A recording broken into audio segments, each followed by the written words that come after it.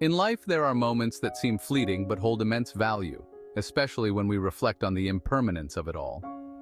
Today, I want to share a personal story about a rare Dhamma talk from Ajaan Fuang that was almost lost forever. This story reminds us how opportunities, much like time, can slip through our fingers if we're not careful.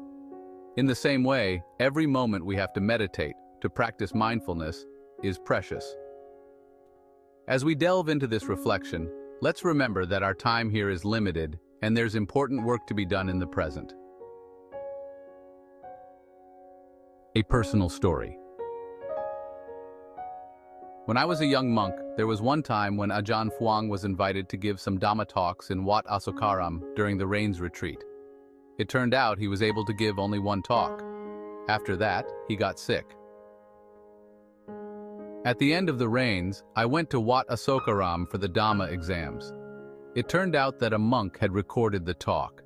Usually, Ajaan Fuang wouldn't let anyone record his Dhamma talks, his idea being that the talk was specifically for the people who were there. But this monk had snuck his tape recorder into the room. He showed me the tape and let me listen to it. Now, tapes of Ajaan Fuang's Dhamma talks were really rare. So that day I sat down and transcribed the tape before I gave it back to him. It was lucky that I did because a few days later he was testing a new tape recorder and, by mistake, he happened to put that cassette tape into the recorder to record somebody else. So Ajaan Fuang's voice was erased, and that was that. Fortunately, though, we had the transcript. If I hadn't done it right away, it would have been lost for good. The importance of the present moment. I mention this today because today is a beautiful day to meditate. The weather's cooled down, it's not too cold, not too hot. There's a nice breeze. We're out in the middle of nature. It's a comfortable day to meditate. And the problem is that on the comfortable days to meditate, we tend to just fall for the comfort and get lazy. We need to remind ourselves that good days like this don't often come. We don't know when the next one's going to be or how much longer we'll have. We don't know when the opportunity will be lost.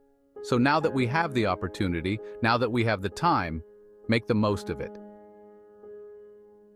This is called recollection of death or mindfulness of death. It's the fourth of the guardian meditations. It's here to guard you against your laziness, to guard you against your heedlessness, to remind you there's work to be done, and you have the opportunity now. You don't know how much longer it's going to be because death can come at any time. It doesn't come with any warning. It's not written on the sun the morning that you're going to die, that today is your last day. So you don't want to die with the memory that you had all kinds of opportunities and you didn't make the most of them. That's a very depressing way to die. You have to remind yourself each time your heart beats that you have an opportunity to practice. You don't want all those heartbeats to go to waste because there will come a time when the heart just stops. At that point, if you think back, oh, I wish I had a few more heartbeats to get my mind together, you'll remember that you did have heartbeats in the past. Why didn't you use them then?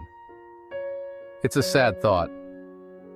You don't want to die with sadness. You want to die with a sense that you got the most out of this body. Thinking of it as being like a fruit, you squeeze the juice out of the fruit before you throw away the rind. You don't want to throw it away with still a lot of juice still in there. Reflection on death. The Buddha teaches you to reflect on death in two ways.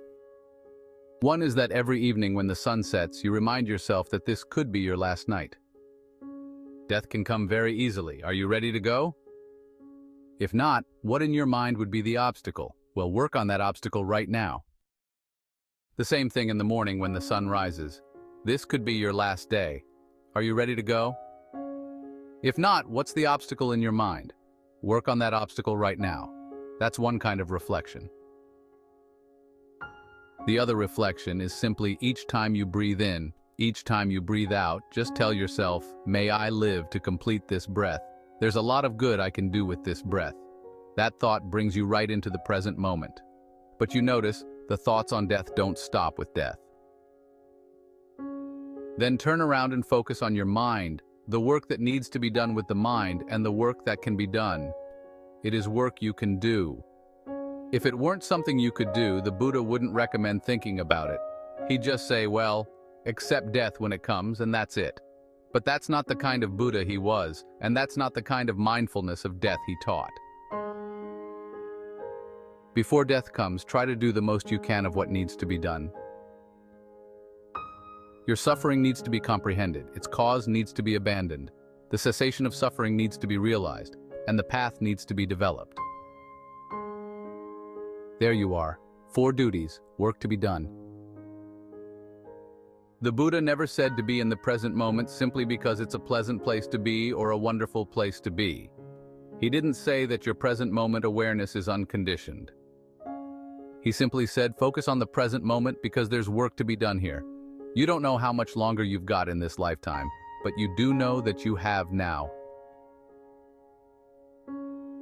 So recollection of death doesn't stop with death. It focuses on the fact that the mind goes beyond death and you're going to need good qualities not to suffer from the death and to be able to establish yourself well in the next life. Or, if you can go beyond having to be reborn, so much the better. This means that these reflections don't focus on death. They focus on the importance of the mind and your ability to make something good out of the mind. This is why recollection of death is not depressing. It's encouraging. There's work to be done with each breath. Work to be done with each heartbeat. Good work. Conclusion. So if you find yourself thinking thoughts you shouldn't be thinking while you're meditating or as you go through the day, just tell yourself, you just wasted that breath. You just wasted that heartbeat. Don't waste the next one. When you can think of it that way, then your recollection of death will get the results at which it's aimed. As the Buddha said, recollection of death leads ultimately to the deathless. As he says in the Dhammapada, heedful people don't die. The heedless are as if already dead. There's a deathless element in the mind that can be found if you work on your meditation. If you develop good thoughts in the mind, good qualities in the mind, they can lead you to something beyond death. So make the most of them.